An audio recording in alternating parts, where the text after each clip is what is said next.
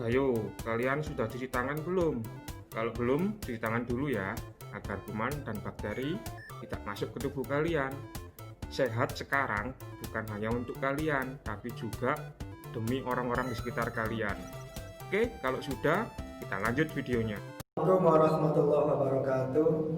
Baiklah anak-anak sekalian, sebelum kita memulai pelajaran, mari kita berdoa dulu. Berdoa sesuai agama dan keyakinan masing-masing. Harapannya semoga kita semua mendapat ilmu yang bermanfaat. Berdoa mulai. Bismillahirrahmanirrahim.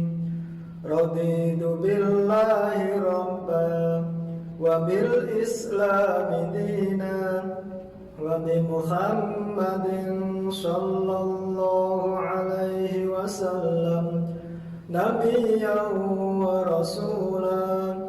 Rabbi zidni ilma warzuqni fahma. Rabbi shrah li sadri wa yassir li amri wahlul 'uqdatam min lisani yafqahu qawli. Amin ya rabbal alamin. Assalamualaikum warahmatullahi wabarakatuh. Salam sejahtera bagi kita semua. Pembahasan pelajaran kemarin adalah tentang pembagian HAM ada 6. Yang pertama adalah hak asasi pribadi, yang kedua hak asasi politik, yang ketiga hak asasi hukum, yang keempat hak asasi ekonomi, yang kelima hak asasi peradilan, dan yang keenam adalah hak asasi sosial budaya. Sekarang kita akan mempelajari apa sih yang dimaksud dengan hak asasi tersebut. Yang pertama yakni hak asasi pribadi atau personal right, yaitu hak yang berhubungan dengan kehidupan pribadi manusia. Contohnya, hak kebebasan untuk bergerak, bepergian, dan berpindah tempat. Selanjutnya, hak kebebasan berpendapat. Contoh berikutnya, hak kebebasan memilih dan aktif dalam organisasi atau perkumpulan. Kemudian contoh selanjutnya dari hak asasi pribadi yaitu hak kebebasan memilih, memeluk, menjalankan agama, dan kepercayaan yang diyakininya masing-masing. Kemudian hak asasi yang kedua itu adalah hak asasi politik atau political right, yaitu hak asasi yang berhubungan dengan kehidupan politik. Contohnya, hak untuk memilih dan dipilih dalam suatu pemilihan. Contoh berikutnya tentang hak asasi politik yaitu hak ikut serta dalam kegiatan pemerintahan. Kemudian hak untuk membuat dan mendirikan partai dan organisasi politik. Selanjutnya contoh hak asasi politik yaitu hak untuk membuat dan mengajukan usulan petisi. Hak asasi yang ketiga itu adalah hak asasi hukum atau legal equality right, yaitu hak kesamaan kedudukan dalam hukum dan pemerintahan. Contohnya, hak mendapatkan perlakuan yang sama dalam hukum dan pemerintahan. Hak mendapatkan layanan dan perlindungan hukum. Hak yang keempat itu adalah hak asasi ekonomi atau property right, yaitu hak yang berhubungan dengan kegiatan perekonomian.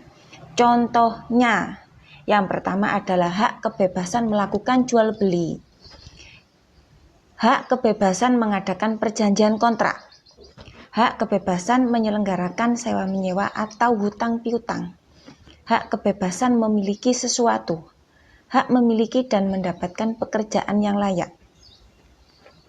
Hak yang kelima adalah hak asasi peradilan atau procedural right, yaitu hak diperlakukan sama dalam tata cara pengadilan. Contohnya, hak mendapat pembelaan hukum di pengadilan, hak persamaan atas perlakuan penggeledahan, penangkapan, penahanan, dan penyelidikan. Hak yang keenam itu adalah hak asasi sosial budaya atau social culture right, yaitu hak yang berhubungan dengan kehidupan bermasyarakat. Contohnya, hak menentukan dan mendapatkan pendidikan. Dimanapun tempatnya kita berhak mendapatkan pendidikan.